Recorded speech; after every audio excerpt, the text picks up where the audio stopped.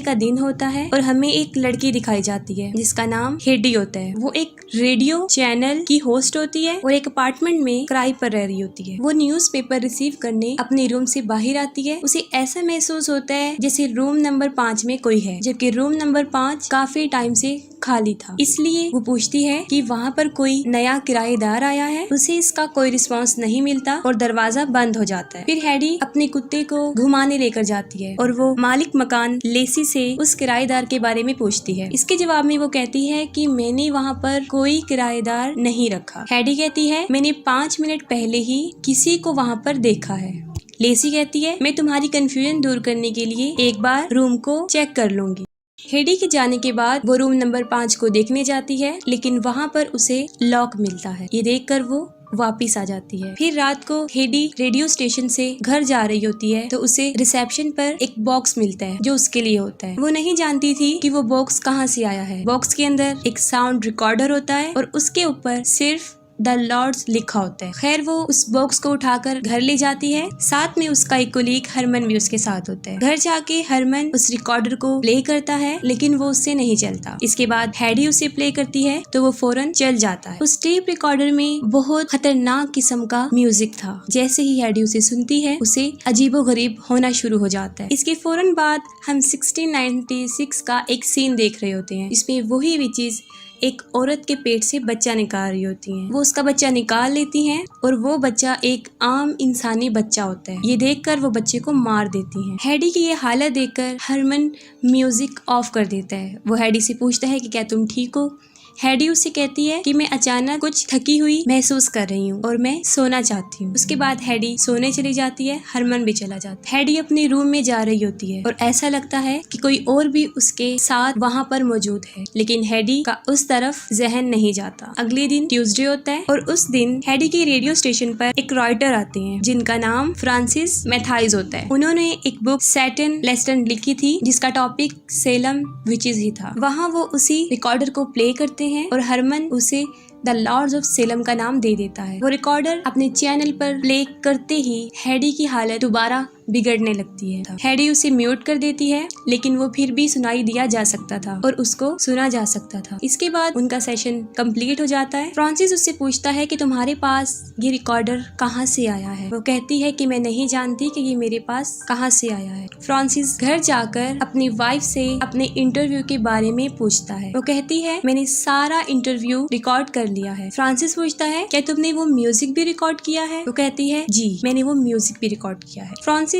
पहले the Lord's of Salem नाम सुन चुका था, लेकिन उसे कुछ याद नहीं आ रहा था। हेडी अपने घर पहुंच जाती है। अपने रूम की तरफ जा रही होती है तो लेसी उसे बुला लेती है और अपनी सिस्टर से मिलवाती है, सोनी और मेगन। वो हेडी को अपने पास बिठाने के लिए बुलाती हैं, लेकिन हेडी के डॉग को भूख लगी थी, इसलिए वो पहले अपने रूम में जाती है। जैसे ही हेडी अपने डॉग को खाना दे रही होती है, फिर एक औरत उसके पीछे काफी देर तक खड़ी रहती है, लेकिन हेडी को पता नहीं चलता। फिर वो नीचे उन लोगों के पास आ जाती है और वहाँ पर उसे पता चलता है कि मेगन हाथ पढ़ सकती है। फिर वो उसे अपना हाथ दिखाती है। मेगन उसे कहती है कि तुम्हें अपने दिमाग को कंट्रोल रखना चाहिए और आहिस्ता आहिस्ता वो उससे काफी अजीब तरीके से बात करना शुरू कर देती है। वो हेडी से बदतमीजी करती है जो हेडी को पसंद नहीं आती और वो वहाँ से उठकर चली जाती। आधी रात को हेडी अपने डॉग की आवाज सुनती है और वो उसको देखने जाती है। वो देखती है कि उसका डॉग रूम नंबर 5 के दरवाजे पर खड़ा है। वो उसे वहाँ से लेकर चली जाती है और रूम नंबर 5 का डोर खुद ब खुद खुल जाता है। हेडी उसके अंदर चली जाती है और दरवाजा खुद ब खुद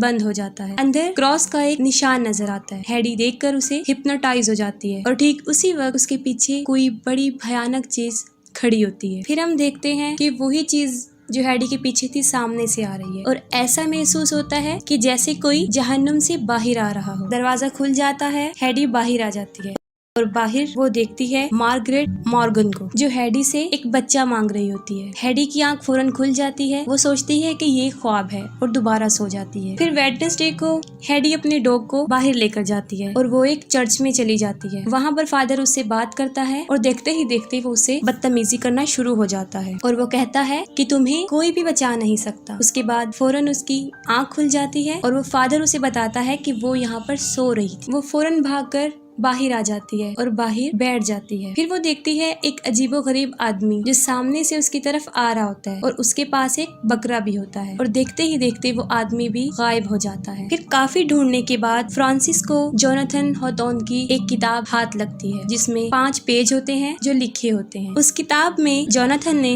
उन 7 विचेस को द लॉर्ड्स ऑफ सेलम कहा और लिखा था कि 27 सितंबर 1696 को जोनाथन ने उन विचेस को पकड़ लिया था, और मार्गरेट ने भी इस बात को तस्लीम कर लिया था कि वो शैतान की पूजा करते हैं और उनको जिंदा जलाया जा रहा था। उन पेजेस के लास्ट में कुछ म्यूजिक नोट्स थे। उस म्यूजिक को पियानो पर प्ले किया जाता है और वो सेम वही म्यूजिक बन जाता है जो हेडी को मिला था। फिर थर्सडे को फ्रांसिस उस बुक के राइटर के पास जाता है और उसी डायरी के बारे में पूछता है, जिसके बदले में वो कहता है कि मेरे पास वो डायरी तो नहीं है लेकिन मैंने वो सारी पढ़ रखी है। फ्रांसिस उससे पूछता है कि क्या कोई ऐसी चीज है जो उस किताब में नहीं थी और तुमने नहीं पढ़ी। फिर वो मार्गरेट की शर्त के बारे में बताता है, और शर्त ये थी कि जब मार्गरेट को जलाया जा रहा था उसने कहा था कि सेलम की रहने वाली जो बेटियां हैं उनकी पैदा होने वाली बेटियों को मार दिया जाएगा और शैतान भी उन्हीं में से पैदा किया जाएगा। फिर हेडी हरमन को बताती है कि मैं जब भी वो म्यूजिक सुनती हूँ मुझे कुछ होने लगता है। फिर सडनली हेडी को खांसी होना शुरू हो जाती है और खांसने के बाद उसके मुंह से खून आ जाता है। हरमन डर जाता है और वो फौरन एम्बुलेंस को कॉल करता है। फिर हेडी देखती है कि हरमन के पीछे कुछ अजीबोगरीब लोग खड़े हैं। उनमें से ये आदमी हरमन को टच करते हैं, वो फौरन मर जाता है। फिर वो हेडी को भी पकड़ लेते हैं, वो उसका ऑपरेट करते हैं और उसके पेट को फाड़ देते हैं और एक कीड़े जैसा जानवर उसके पेट से निकालते हैं। इसके बाद दोबारा वो जाग जाती है। हेडी को समझ नहीं आ रहा होता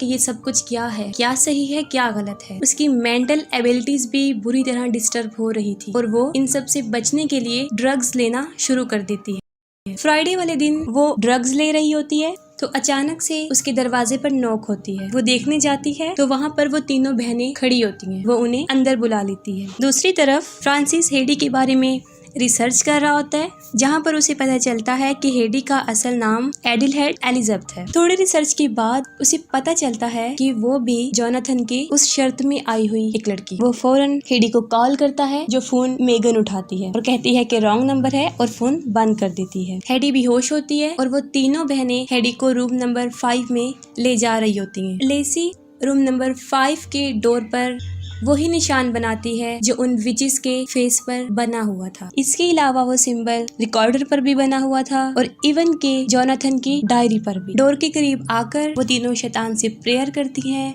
और फौरन दरवाजा खुल जाता है और वो हेडी को अंदर भेज देती है। और रूम के अंदर का हिस्सा दिखाया जाता है जो पहले जैसा तो बिल्कुल भी नहीं था, लेकिन अब वो एक महल था और उसके बिल्कुल सामने एक अजीबोगरीब क्रिएचर खड़ी थी। हेडी आहिस्ता आहिस्ता उसकी तरफ बढ़ रही होती है और उसका चेहरा बिल्कुल बदल चुका होता है, यहाँ तक कि उसके माथे पर वही निशान बन जाता है जो उन विचेस का होता है। हेडी उस क्रिएचर के पास आती है, उसके अंदर से 2 टेंटिकल निकलते हैं और हेडी फौरन उन्हें पकड़ लेती है। इसके बाद दरवाजा खुल जाता है और हेडी बिल्कुल नॉर्मल हालत में बाहर आ जाती है। हेडी को देखकर वो तीनों काफी खुश होती हैं और हेडी को उसके रूम में सुला देती हैं। लेकिन अजीब बात ये थी कि वो क्रिएचर भी हेडी के साथ वहाँ पर मौजूद था। इसके बाद हरमन हेडी को कॉल करता है। हेडी को कुछ याद नहीं होता जो उस रात हुआ था। वो कहता है कि आज रात हमारे स्टेशन पर कोई शो है और हमें उससे पहले मिलना है, लेकिन हेडी उसे इनकार कर देती है और फोन बंद कर देती है। लेसी हेडी के साथ ही होती है और वो उस पर मुसलसल नजर रख रही होती है। फिर फ्रांसिस हेडी से मिलने उसके घर पहुंच जाता है और दरवाजे पर लेसी होती है। वो कहती है हेडी घर पर नहीं है, लेकिन हेडी